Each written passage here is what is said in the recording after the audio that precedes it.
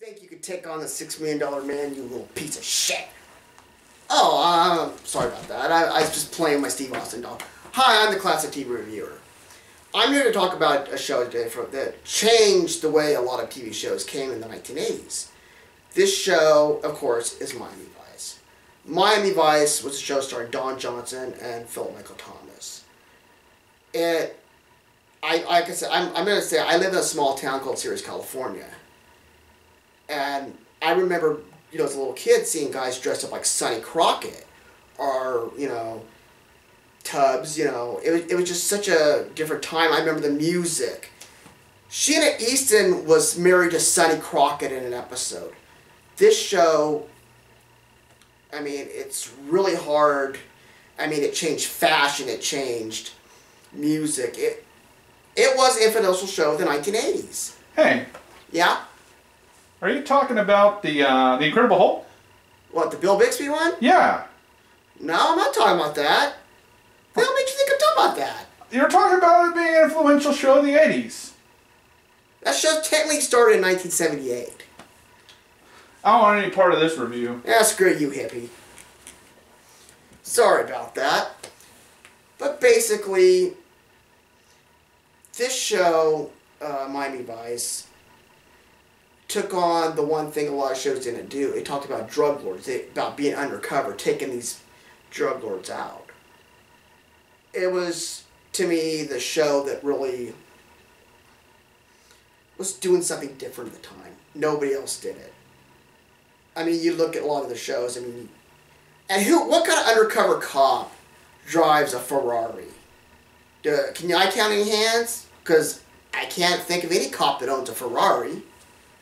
Maybe an A2 Trans Am, that's a different thing. But basically, this show really did a lot different. It had really beautiful colors to it, had lovable and memorable characters, and by far, Tubbs is my favorite character. And this show really went into deeper topics, as in alien abductions, which had James Brown in it, which he played a preacher or abductee something. The episode also starred a young Chris Rock. The episode's called Missing Hours. I would recommend seeing it, just for fun, just to see an alien abduction episode in the early days. But this show, dealt with child molestation, which was not aired on NBC.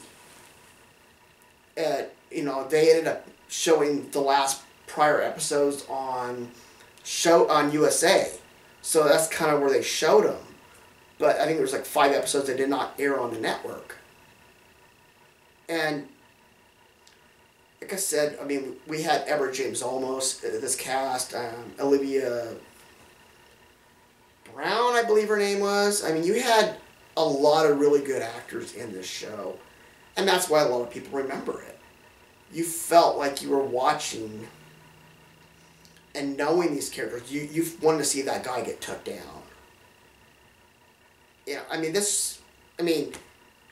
Sonny owned a pet crocodile. That's pretty awesome. I want to own one, but I'm not allowed to have one in my town. The series council said you can't have a pet alligator. Well, fuck you. Basically, Miami Vice was just that show that was so different at that time. Every Friday night people watched it. Like I said, it ran from 84 to 89. It was up against, Dallas, and it was doing really well in the ratings. And it just, like everything else, things change. And just, the times are really just changing. The show ended in 89. So, it just basically stayed in the 1980s. There was a feature film, which I didn't like very much. I would have liked to see Don Johnson and Philip Michael Thomas come back for the movie. There is no excuse why they couldn't have come back. So, that was something that really upset me. There was a video game of Miami Vice, which I've never played. But Miami Vice is just something that, I mean, you can look at merchandise, shirts. I mean, they've made everything into Miami Vice. It's a show that was originally going to be called MTV Cops. Because they basically just wanted a show about two guys in flashy suits, and then they reworked it, and, you know, it became a huge hit on NBC in 1984. I mean, it was a ratings bonanza. But like I said, with any show, you have lovable and memorable characters. If you don't have that and you don't have a good story, you've got nothing. And basically, that's why this show was on. There's a lot I could really be going into this show. And I really want to talk, but basically at that time, people were taking the fashion tips and using those. And like I said, I lived in Ceres, California, which is a really small town. And I would see guys at grocery stores dressed up like Sonny Crockett. I mean, it was just that, you know, inspirational show. Everybody wanted to be a vice cop for some reason.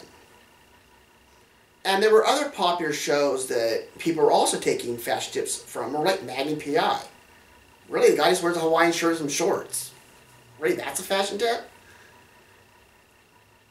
But, I mean, with Miami Vice, it's a show that you really need to see. It's awesome.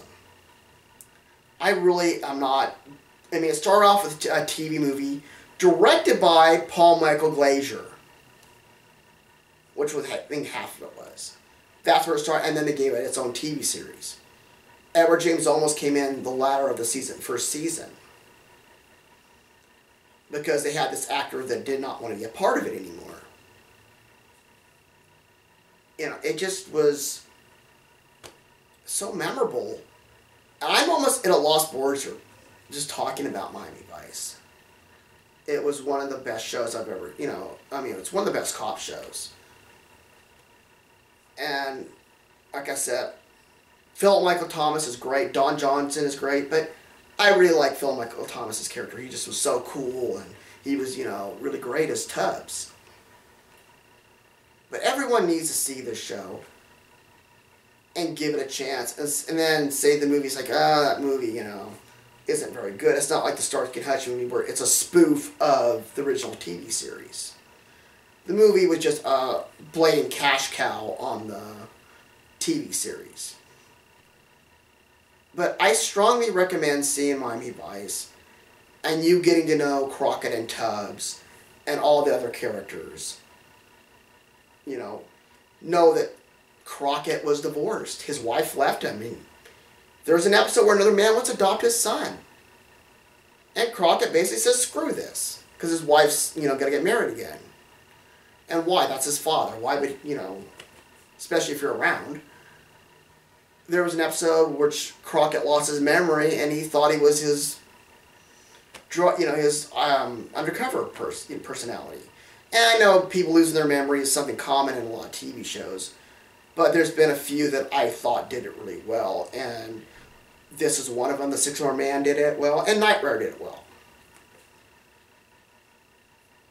But I would say see all 5 seasons. Make up your own mind. I'm just going to leave you with this. Miami Vice was something different for that time.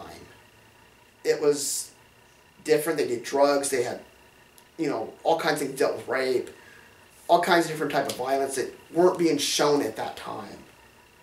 So I'm going to leave with, like, if you can pick the DVDs up, buy them. If you can find it on Hulu or YouTube, check it out. Or if it's on just your local TV channel, check it out. Because it's awesome. There's not much I really have to say after that.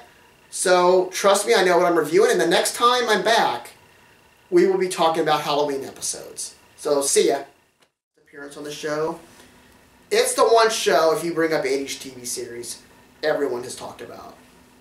Hey. Yeah? Are you talking about The Incredible Hulk? No, I'm talking about Miami Vice. I don't want any part in this review. Ah, screw you, hippie. Sorry about that. But, Miami Vice, getting back to Miami Vice. Dude, I fucking lost it. Let's keep that in there, though. But she says an outtake.